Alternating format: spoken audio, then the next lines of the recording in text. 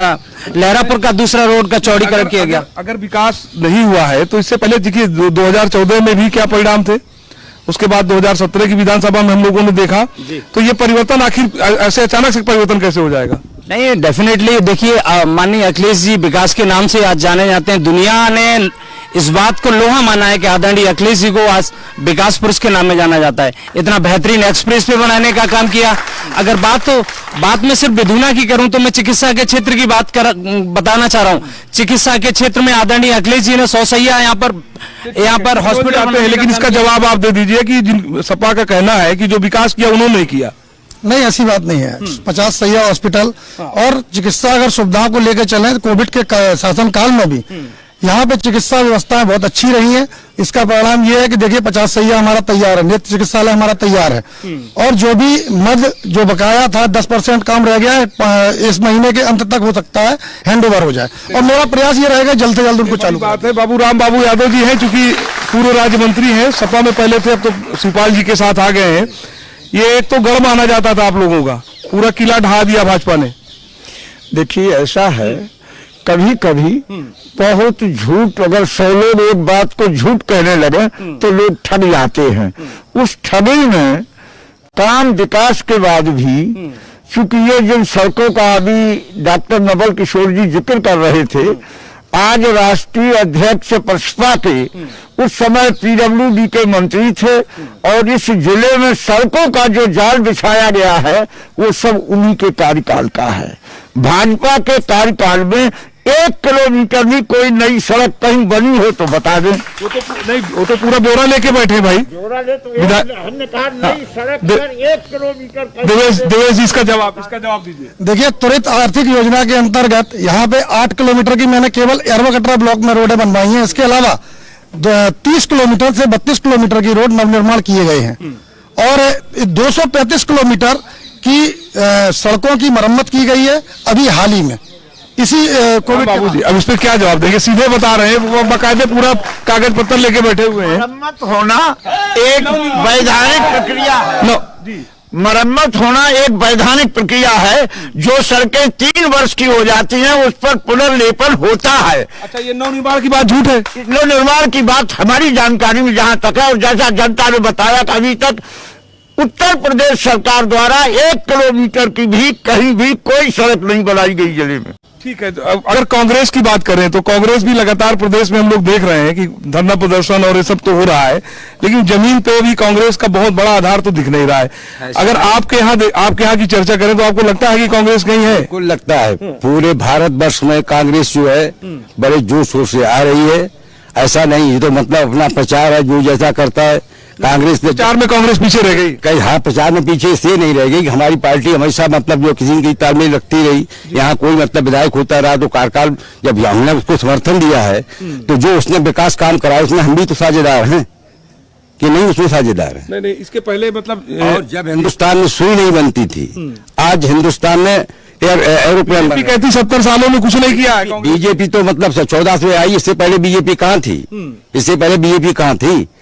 जो कांग्रेस ने काम किया, बाकी बात सपा ने काम किया, बीजेपी तो आई। बीजेपी सवाल आलोक जी हैं, सामाजिक कार्यकर्ता, एक सवाल लेते हैं फिर हम लोगों के पास जाएंगे। आलोक जी, जो राजनीतिक परिदृश्य बदला है 2014 के बाद, तो अब इसको तो लोग मान रहे हैं ना कि ये परिवर्तन जो था ये विकास को लेकर हुआ है, और क्या वो विकास हो पाया क्या? देखिए, परिवर्तन निश्चित रूप से एक अवश्यगामी प्रक्रिया है और जिसमें लोग बड़ा सकारात्मक सोचते हैं। किसी भी समाज की जो बेसिक नीड्स होती है वो रोजगार, चिकित्सा और शिक्षा होती है। शिक्षा पे अगर बिधुना में बात की जाए तो एक राजकीय डिग्री कॉलेज है जिसमें कोई भी प्रोफेसर मौजूद नहीं है अध्यापन कार्य कराने के लिए। आप चिकित्सा बात की जाए तो कोविड काल में समस्त जनता ने देख लिया है कि चिकित्सा की व्यवस्था किस ओर हमारी जा रही। और महत्वपूर्ण 2 बिंदु है जो आपकी ओर में ध्यान आकृष्ट कराना चाहूंगा कि युवाओं को रोजगार और महंगाई से मुक्ति।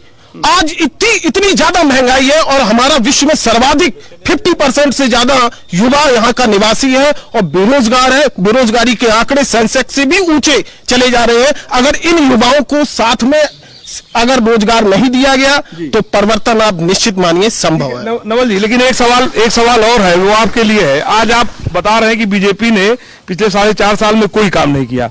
ये लोकसभा अखिलेश यादव की रही है, डिम्पल यादव की रही है, तो जाहिर सी बात है एक बड़ी जिम्मेदारी आप पर भी थी। अगर इस क्षेत्र का विकास हो नहीं पाया है पहले या फिर पिछले 4.5 साल में नहीं हुआ, ये पहले स्पष्ट कर दीजिए। पिछले 3 साल से मैं बिधूना विधानसभा के क्षेत्र को देख रहा हूँ, आदरणीय अखिलेश जी के नेतृत्व में आओ, और आपको बता देना चाह रहा हूं कि पिछली कोविड की जो लहर आई थी, उस लहर में मैंने अपनी मेडिकल एम्बुलेंस से मैंने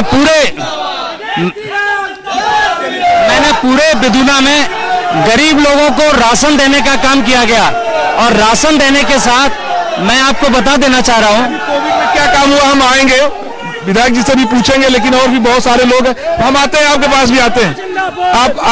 आप लोग समाजवादी पार्टी के समर्थक हैं।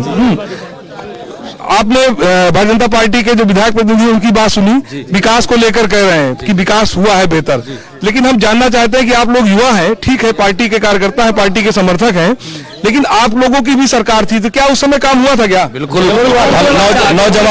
नौजवानों को और छात्रों को, हम लोगों को कंप्यूटर, रोजगार भत्ता, ये सारी व्यवस्था हम लोगों को कराई गई। इस सरकार में समाजवादी थी, समाजवादी इस सरकार में 5 साल की सरकार में ये बता दे 102, 108 एम्बुलेंस सेवा, 102। हम युवा, हम आते हैं आपके पास, ठीक है, चलिए मैं सर आता हूँ आपके पास जी, चलिए ठीक है। आप लोग युवा हैं जी, आपको लगता है कि युवाओं को लेकर सरकार ने बेहतर काम किया है या उसको और बेहतर काम करना चाहिए अभी? क्योंकि देखिए महंगाई, रोजगार, ये सब एक बड़े मुद्दे हैं जी, तो क्या आपके क्षेत्र में भी ये मुद्दे हैं क्या? अगर विकास की बात करें तो हमारे सपा कार्यकर्ता बैठे हैं, नेता भी बैठे हैं। अगर अखिलेश जी ने कहा, एक वीडियो मैंने देखा था, उसमें ये कह रहे हैं हमारे भाइयों, हमारे नेता, हमारे कार्यकर्ताओं, आप शांत रहिए, सिर्फ लिस्ट बनाते रहिए। लिस्ट बना के अगर वो हमें दंडित करना चाहते हैं, अगर वो विकास है तो विकास नहीं चाहिए। यहाँ पे आए दिन हमारे भगत सिंह चौराहे पे गुंडागर्दी, नंगा नाच होता था। अगर उनका विकास ये है तो हमें विकास नहीं चाहिए, गुंडागर्दी से छुट्टी मिली है। मैं कह रहा हूं कि एक बड़ा सवाल आया है कि सपा सरकार में कानून व्यवस्था का बुरा हाल था, अब ये लोग कह रहे हैं, तो आपको लगता है कानून व्यवस्था ठीक हो गई है? कानून व्यवस्था वर्तमान समय में बहुत ठीक हो गई है। जितने गुंडे थे या तो वो जेलों में हैं या उत्तर प्रदेश छोड़कर भाग गए हैं। गुंडों के लिए योगी सरकार में कोई जगह नहीं है, और उसी का कारण है कि लोकसभा चुनाव में भारतीय जनता पार्टी को बहुत बड़ा बहुमत मिला है, और आने वाले चुनाव में भी भारतीय जनता पार्टी भारी बहुमत से चुनाव जीतेगी। मैं माननीय अबे चौधरी राम बाबू यादव जी ने जो बात कही थी कि मुझे 1 किलोमीटर दिखाए, मैं उनको बताना चाहूंगा कि बैतपुर से समान तक 3 किलोमीटर नवनिर्मित सड़क। हम ये कहेंगे कि ये डिबेट खत्म हो जाए तो आप उनको लेके जाइएगा। जी जी बिल्कुल, उनको मेरे साथ भेजिए। राम बाबू जी आप साथ जाइएगा, सड़क दिखाएंगे आपको। अच्छा चलिए, आप लोगों को लगता है कि जिस तरह से भारतीय जनता पार्टी के जो समर्थक है, जो नेता है, वो कह रहे हैं कि कानून व्यवस्था एक बड़ा मुद्दा था, आप महिला हैं, आपको लगता है कि कानून व्यवस्था बेहतर हुई है? आपकी सरकार में कानून व्यवस्था खराब थी? सर कानून व्यवस्था तो सामने दिख रही है आपको, कई बेटियां जलाई जा रही हैं, कहीं पकड़ के उनका अपहरण हो रहा है। ये कानून व्यवस्था है यूपी की?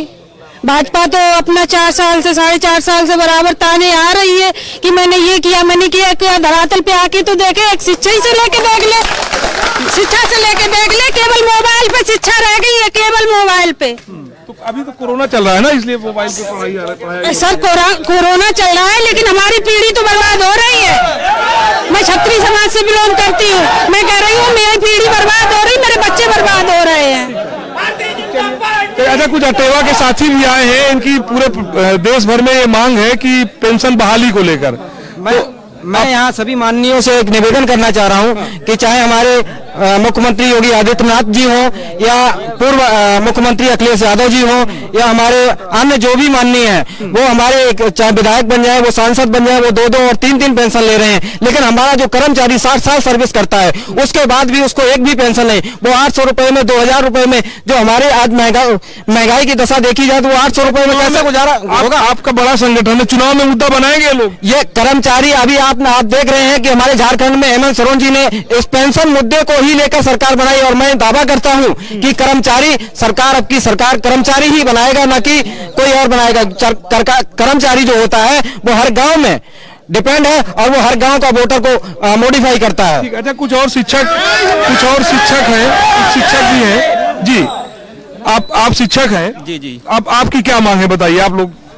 मेरी मांग दो है कि अटेवा जुड़ी हुई है किससे।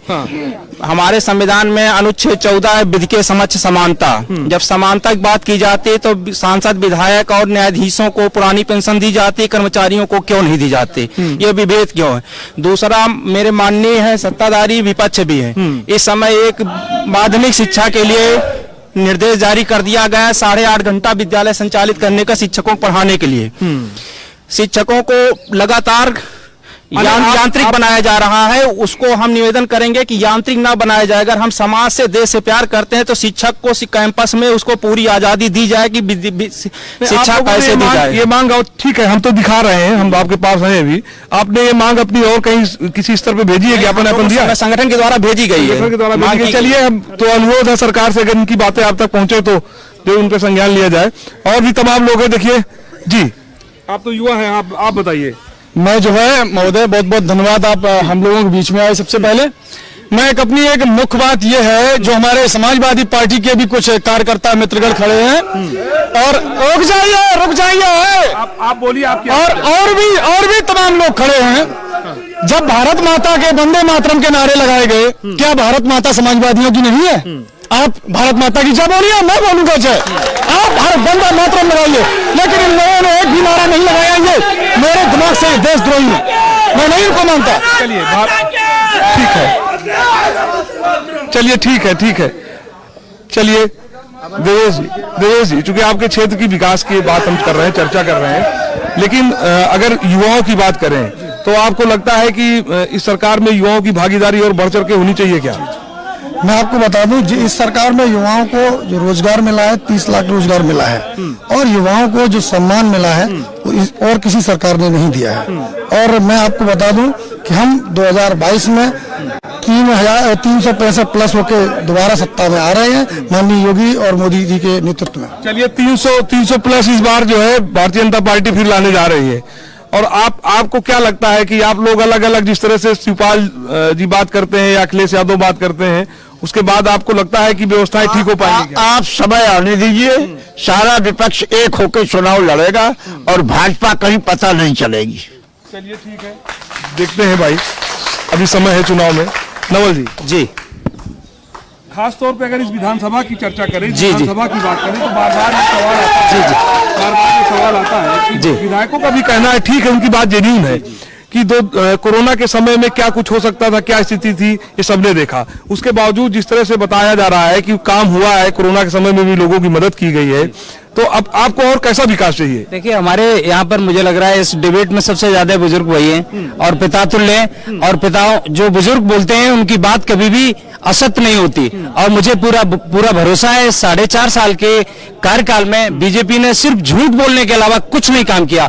आप झूठ बोलने में नंबर बन रहे, आप कुपोषणता के मामले में नंबर बन रहे, आप भुखमरी से मरने वाले जो आंकड़े हैं उसमें नंबर बन रहे।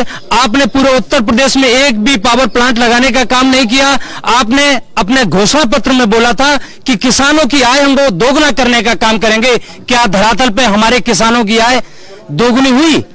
और दूसरी बात मैं ये भी बताना चाह रहा हूं, मैं गन्ना किसानों की बात की तरफ आपका ध्यान आकर्षित करना चाहता हूं।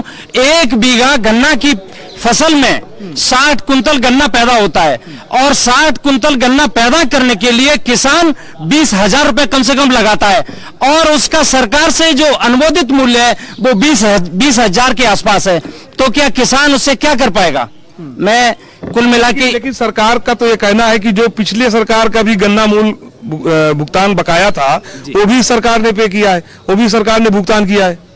सरकार का तो अभी आप दिल्ली जाते हैं, चूंकि आप दिल्ली में देखें, इतने बड़े बड़े होर्डिंग यहाँ के आदरणीय मुख्यमंत्री साहब ने लगवा रखे हैं कि उत्तर प्रदेश नंबर 1 में। आप देखिए किस मामले में नंबर 1 है। इसका जवाब आप दे दीजिए। देखिए, जो भी MSP का मूल्य निर्धारित किया है, किसानों को वो मूल्य मिला है। और रही गन्ना किसान भुगतान की बात, उनका भुगतान कर दिया गया है। आप पता कर लीजिए कि देखिए लिखित में जो तथ्य होना चाहिए, तो लिखित में उनका भुगतान कर दिया है। माननीय मुख्यमंत्री जी ने भी कहा है उनका भुगतान जल्द से जल्द कर दिया जाएगा। तो अच्छा, ये पश्चिमी उत्तर प्रदेश में किसानों की नाराजगी है भाजपा से, आपके क्षेत्र में क्या स्थिति है? आपको लगता है कि किसान नाराज है? हमारे यहाँ कोई किसान नाराज नहीं है। यहाँ पे सभी लोग बैठे हैं और एक बड़ा तबका किसान वर्ग से आता है और किसान कहीं ना कहीं सरकार से खुश है। कुछ चंद लोग हैं जो नाराजगी व्यक्त कर रहे हैं, वो केवल बिजनेसमैन है। ठीक है, यहाँ के राजनीतिक समीकरण के बारे में आलोक जी से भी समझेंगे संक्षिप्त में। आलोक जी, 2022 आपको लगता है कि चीजें बदलेंगी, या भारतीय जनता पार्टी ने जिस तरह से बात की है, जिस तरह से विकास का दावा हो रहा है, विकास की बात की जा रही है, बताया जा रहा है कि विकास को लेकर कितना काम किया है, तो आपको लगता है कि राजनीतिक परिदृश्य कुछ बदलेगा? सबसे पहले मैं आपके दर्शकों को बताना चाहूंगा, बिधूना डॉक्टर राम मनोहर लोहिया की कर्मस्थली है। 1963 में उपचुनाव में यहीं से वो पहली बार सांसद चुने गए थे। अर्थात ये बिधूना विधानसभा पूरे देश के प्रतिनिधित्व को अग्रतर ले जाने के लिए काम करता है। आप अभी देख रहे थे कि बड़े नारे जोर शोर से लग रहे थे, मैं उन नारों का कतई विरोध नहीं करता हूं।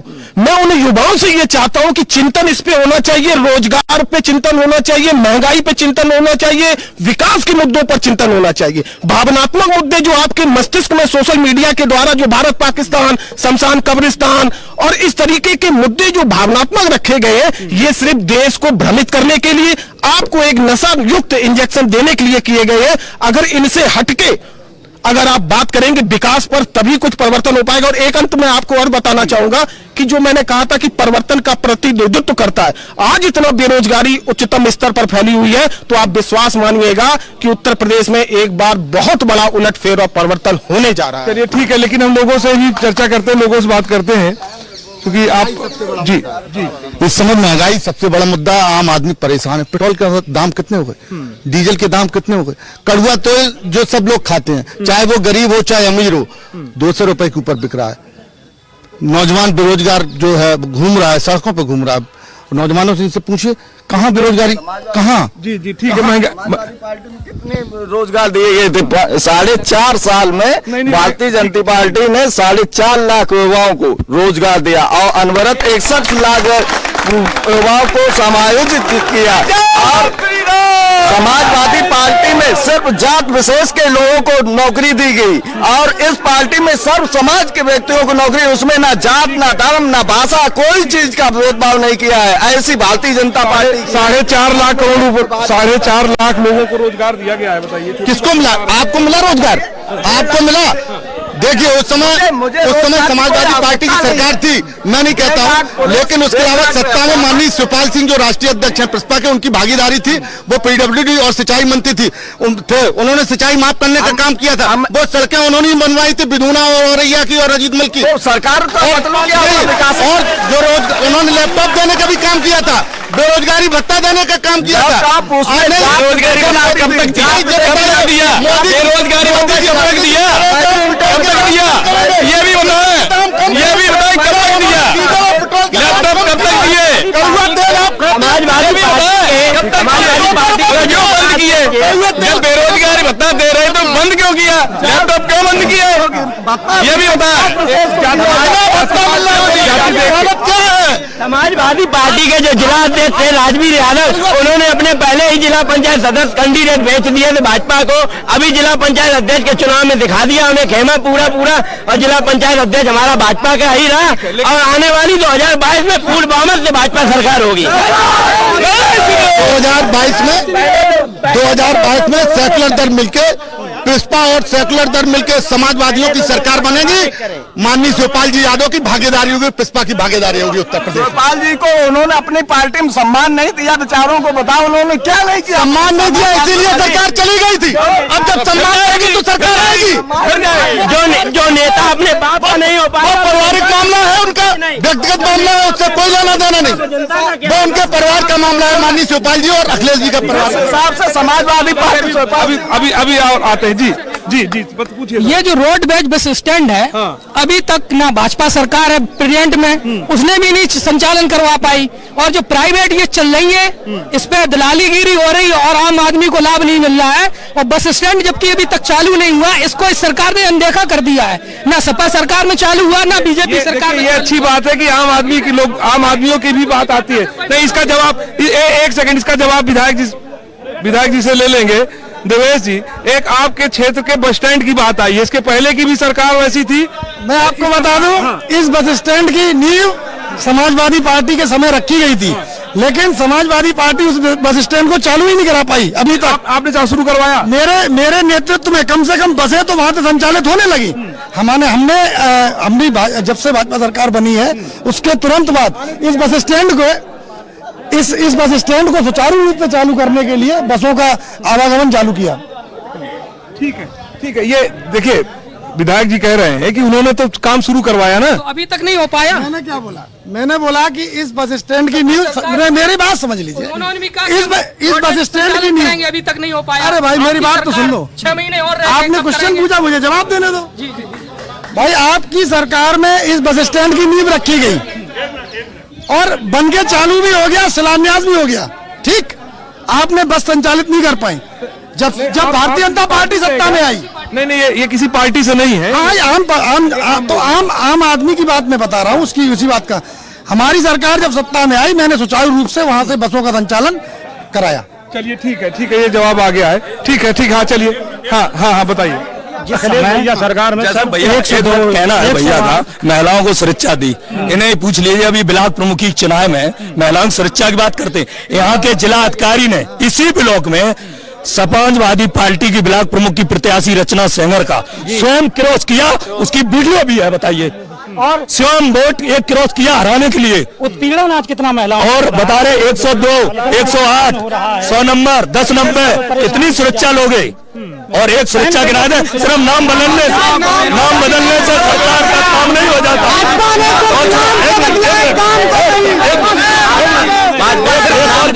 एक बात, जो यहाँ के विधायक है वर्तमान में, भाजपा के जो वर्तमान विधायक है, उनको भी मदद डेयरी देने का काम माननीय अखिलेश यादव ने अपनी सरकार में किया। चलिए हम आएंगे। अच्छा, और लोगों के पास आएंगे। जी। मेरा नाम विश्राम सिंह चौहान, सन ऑफ श्री विश्राम सिंह चौहान। मेरी साहब जमीन सरा कस्बा में दिनेश सिंह, सुरेश सिंह, नरेश सिंह जबरदस्ती कब्जा की और जोत रहे साहब। मेरी भूमि जमीन है और साहब मान नहीं रहे साहब। कौन जोत रहा है? दिनेश सिंह, सुरेश सिंह, नरेश सिंह, जैसे ठाकुर है साहब सब। देवेश जी, इनकी भी एक समस्या है, मुझे लगता है आप तक आवाज अगर पहुंचे तो सुनिएगा। इनकी जमीन पर किसी ने कब्जा किया हुआ है, क्योंकि सरकार तो ये दावा करती है। आप इधर आ जाइए, आप अपनी बात बताइए। सरकार ये दावा करती है कि जितने भूमाफिया हैं या इस तरह के लोग हैं, उन लोगों को उन्होंने बाहर कर दिया। क्या फिर से बताइए क्या? मेरी जमीन पर दिनेश सिंह, रमेश सिंह, नरेश सिंह, सुरेश सिंह, आलोक सिंह जबरदस्ती कब्जा हुई। मेरी भूमि जमीन मैंने बैनामा कराया और वो साहब किसी पे से छोड़ना नहीं चाहते साहब। अभी तक ये मामला मेरे संज्ञान में नहीं आया। मैं आपको अवगत करा दूं कि जो भी भूमि से संबंधित मामले हैं, मैंने अपनी विधानसभा में लगभग 100 करोड़ के ऊपर की जमीन खाली कराई थी, जो भूमाफिया अपने घेरे हुए थे, और इनका प्रकरण मेरे सामने नहीं आया। अगर आता है तो मैं निस्तार करूंगा। आप कह लीजिए, ब्रह साख से मैंने कहा, गीता साख से मैंने कहा, डीएम से मैंने कहा, एसपी से मैंने कहा, और नेताजी हमारे मेरे गोविंद सिंह जी बैठे हैं, इन्होंने जाके एसपी साहब से कहा था कि इनकी जमीन खाली करो। वो बैठे हमारी भारत में गए थे और कोई आज तक कोई कार्रवाई नहीं हुई साहब। चलिए ठीक है, आपने कह दिया, ये ऑन रिकॉर्ड है। अगर ये कह रहे हैं मदद करने के लिए विधायक जी मानिए इनको, तो ठीक है, ये ऑन रिकॉर्ड है। क्योंकि समय कम है। चलिए और लोगों से, एक दो लोगों से बात कर लेते हैं। अच्छा, आते हैं। अच्छा, वो आप, क्या नाम है आपका? शिवप्रताप सिंह। अच्छा, कौन नेता आपको अच्छा लगता है? किसी नेता को जानते हैं आप? अखिलेश। अरे वाह भाई वाह, चलो बहुत बढ़िया। ठीक है, और लोग मैं आता हूँ आपके पास। ठीक है, और लोग हैं। जी बताएं। जी, हमें जितने लोग दावा कर रहे हैं 4 साल में एक विकास कार्य बताया था, जहाँ जो खड़े हैं जगह जो एक इंटरलॉकिंग जो PWD गेस्ट हाउस, माननीय राष्ट्रीय अध्यक्ष अखिलेश यादव जी की देन है, समाजवादी पार्टी की देन है। और बीजेपी सरकार ने क्या किया है? सिर्फ जात और धर्म के नाम पे तोड़ने का काम किया है। मंदिर मस्जिद बस भगवान के नाम को बदनाम की कोशिश की है। 4 साल के एक भी काम बता दें कि 4.5 साल के अंतर्गत एक भी काम करवाए, एक भी सड़क बनवाई हो। पूरा कच्चा चिट्ठा लेके बैठे हैं। ठीक है, ठीक है, ठीक। हाँ, आपकी बात है, ठीक है। जिस प्रकार से नवल किशोर साक जी कह रहे थे कि मैं क्षेत्र में 3 साल से हूं, तो बिधूना विधानसभा की जनता 50 साल वाले विधायक को चुनेगी कि 3 साल वाले विधायक को? माननीय देवेश साक जी का परिवार 50 सालों से सेवा कर रहा है। ये पैरासूट के रूप में आज 6 महीने से आ गए और टिकट मांगने लगे, और देवेश जी का समाज उन्हें नेता मानता। ठीक है। अभी क्या भाई, बिधूना विधानसभा के विधायक प्रतिनिधि के रूप में देवेश साक जी हमारे सामने खड़े हैं। अभी हमारे साथी कह रहे थे कि उनका समाज उनको नेता मानता है। हम उनसे ये पूछना चाहते हैं कि भारतीय जनता पार्टी की सरकार जिस तरीके से पिछड़ों का आरक्षण खत्म करने की साजिश कर रही है, उस पर वो समाज के साथ खड़े हैं या भारतीय जनता पार्टी के साथ खड़े हैं? इसका जवाब हमारी भाजपा सरकार जब सत्ता में आई थी, सत्ता में आने से पहले घोषणा पत्र में कहा था कि शिक्षा मित्रों का न्यायोचित फैसला हम 3 महीने के अंदर उनका कर देंगे। आज 4.5 साल सर होने को आए पूरे, आज तक उनकी कोई सुनवाई नहीं है। क्या इनकी कथनी और क्या कर? 1 मिनट, चूंकि समय कम है, लेकिन हम जानना चाहते हैं कि आपके विधायक जी हीरो है कि जीरो है? विधायक जी हीरो है? विधायक जी हीरो है कि जीरो है, बताइए। Hero zero zero zero zero. अरे देश का निजीकरण क्यों हो रहा है सर? देश का जो देश के जो है पैरासूट किसको बोलते हैं? इन्होंने कहा पैरासूट। माननीय विधायक जी अगर बुरा न माने, वो भी इस ब्लॉक के नहीं थे। ये इनका काम नहीं है, ये इनका काम नहीं है। समय का अभाव है, समय का अभाव है। कल किसी और विधानसभा सीट से हम आपको दिखाएंगे कि आपके विधायक जी हीरो या जीरो। लगातार कोशिश कर रहे हैं कि 2022 का जो चुनाव है उसका मिजाज क्या है, उसका राजनीतिक हालचाल क्या है, ये सब समझने की, आपको दिखाने की। नमस्कार।